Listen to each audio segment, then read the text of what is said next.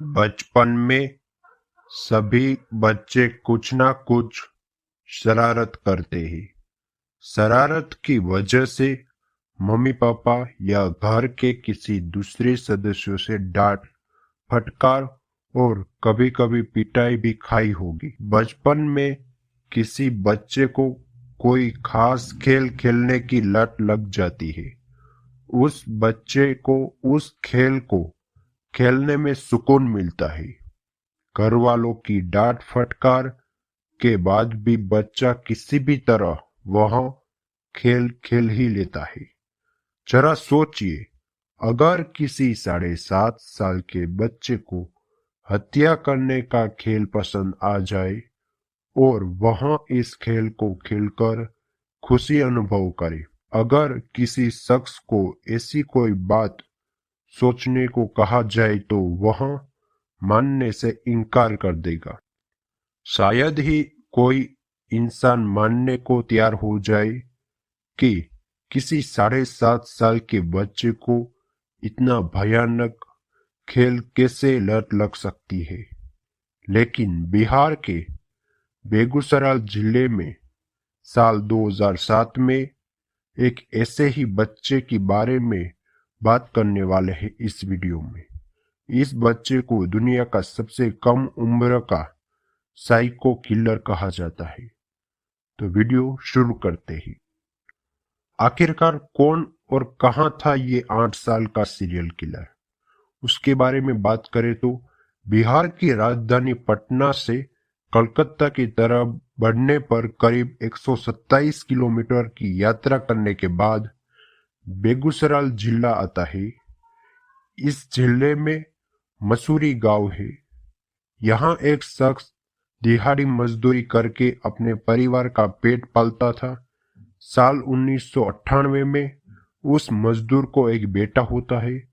अपनी जनरेशन में परिवार के पहले बेटे के जन्म होने पर परिवार में खुशी की लहर आ जाती है। न केवल माँ बाप बल्कि पड़ोस में रहने वाले चाचा चाची भी इस बच्चे के जन्म होने पर काफी खुश थे। परिवार के लोग उसका नाम अमरदीप सदा रखते हैं। अमरदीप 2 साल की उम्र से ही गुमसुम रहने लगा था। वहां ज्यादा किसी के साथ घुलना मिलना नहीं चाहता था।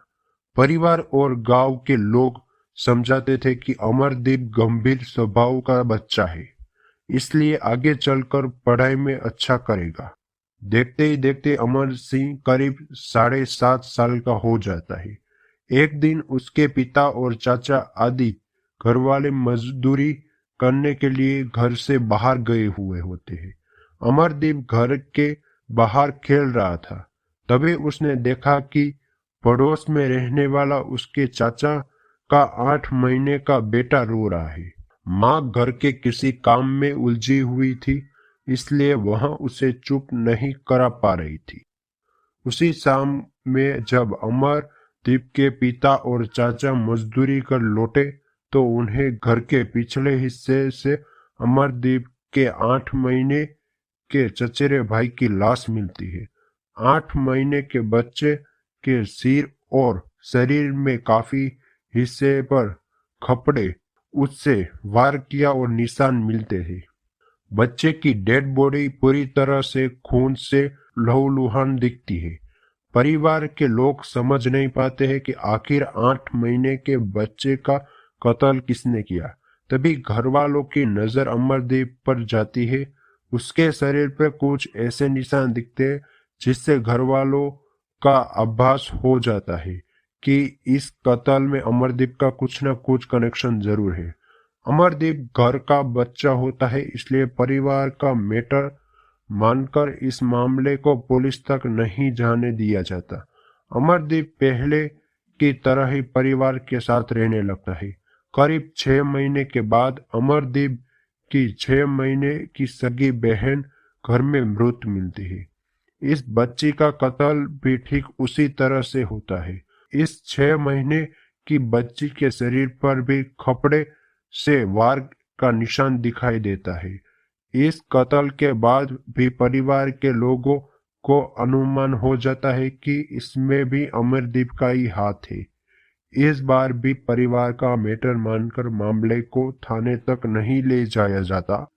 कहा जाता है कि परिवार के लोगों को डर था कि उन्होंने पहले ही अपनी बेटी को खो दिया था। अगर पुलिस के पास जाते तो उनका बेटा अमरदीप भी उसके हाथ से चला जाएगा। करीब 3 महीने बाद एक महिला काम से थकने के बाद गांव के सरकारी स्कूल बाहर सुस्ता रही थी। उसके साथ उसकी 1 साल की बेटी खुशबू भी थी। इसी बीच उस महिला को घर का कोई काम याद आ जाता है। वह देखती है कि उनकी बेटी खुशबू नींद में है। वह उसे वहीं छोड़कर पास के अपने घर चली जाती है। जब वह खुशबू को सोते हुए छोड़कर जा ही रही थी, वह देखती है कि स्कूल के पास अमरदीप खेल रहा है। अपना काम निपटा कर कुछ ही समय बाद महिला वहां पहुंचती है तो उसे अपनी बच्ची नहीं दिखती है। वह घबरा जाती है और पूरे गांव में बच्ची की तलाश शुरू कर देती है। महिला को याद था कि जब वह खुशबू को सोते हुए छोड़कर गई थी तब स्कूल के पास अमरदीप दिखाई दिया था। वह अमरदीप से जब खुशबू के बारे में पूछती है तो वह कुछ भी नहीं बोलता है, केवल मंद मंद मुस्कुराता है। इसके बाद खुशबू के लापता होने की बात पुलिस तक पहुंचती है। महिला पुलिस को बार बार कहती है कि खुशबू जहां सो रही थी वहां अमरदीप मौजूद था, इसलिए उसे जरूर इस बारे में कुछ ना कुछ मालूम है। पहले तो पुलिस इस बात को नजरअंदाज कर लेती है, लेकिन महिला के बार बार कहने पर अमरदीप को बुलाया जाता है। पुलिस माता पिता की मौजूदगी में अमरदीप से बार बार पूछती है कि वह खुशबू के बारे में क्या जानता है। सवाल पूछने पर अमरदीप कुछ भी नहीं बोलता है और केवल मुस्कुराता है। पुलिस के बार बार पूछने पर अमरदीप ने कहा कि अगर उसे बिस्कुट खिलाए जाए तो वह सारी बातें बताएगा।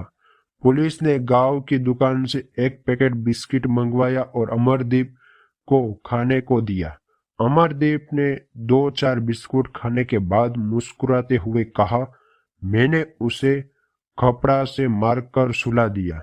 8 साल के बच्चे के मुंह से ऐसी बात सुनकर पुलिस पहले इसे हल्के में लेती है, फिर भी मन की तसल्ली के लिए उससे पूछती है कि आखिर उसने खुशबू को कहाँ सुलाया। इस पर अमरदीप ने कहा कि उसे और बिस्कुट खिलाया जाए तो भी वह बताएगा। और बिस्कुट मंगवाया जाता है। अमरदीप पेट भर बिस्कुट खाने के बाद पुलिस को अपने साथ ले जाता है। स्कूल के पास एक खेत में कुछ झाड़ियों में हटाते ही पुलिस और गांव के लोगों का होश उड़ जाता है। 1 साल की बच्ची खुशबू की लाश होती है। खुशबू के सिर और बॉडी पर भी ठीक उसी तरह खपड़े का वार निशान दिखाई देता है। इसके बाद गांव के लोग पुलिस को बताते हैं कि अमरदीप की सगी बहन और उसके चाचा के बेटे का शव भी इसी हालत में मिला था। कातिल महज 8 साल का था, इसलिए पुलिस को कुछ समझ में नहीं आ रहा था कि वह उसके खिलाफ क्या कार्रवाई करे। पटना से मनोवैज्ञानिक की टीम बुलाई गई। बातचीत के कमरों में अमरदीप को बताया कि उसे कत्ल करने में क्या मजा आता है। महज 8 साल की उम्र होने की वजह से उसे तनिक भी अंदाजा नहीं था कि वह गुनाह कर रहा है। उसे यह भी अनुमान नहीं था कि ऐसा करने से उसे कितनी सख्त सजा मिलती है। केस की सुनवाई में यह माना गया कि हत्या के वक्त बच्चे की सही गलत का कोई अंदाजा नहीं था।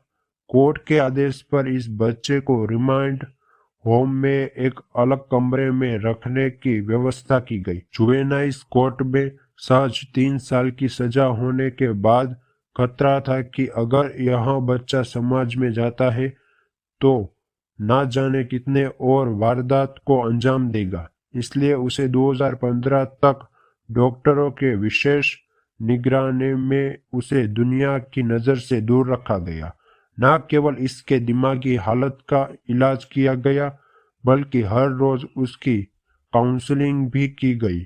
अब अमरदीप 18 साल से भी ज्यादा उम्र का हो गया है, लेकिन वह क्या है और क्या कर रहा है इसके बारे में बिहार सरकार ने सारी जानकारी गुप्त रखी है। दोस्तों, आपको वीडियो पसंद आए तो दोस्तों लाइक कर देना और ऐसे इंटरेस्टिंग वीडियो देखने के लिए हमारी चैनल को सब्सक्राइब कर लेना। फिलहाल आज के लिए इतना ही।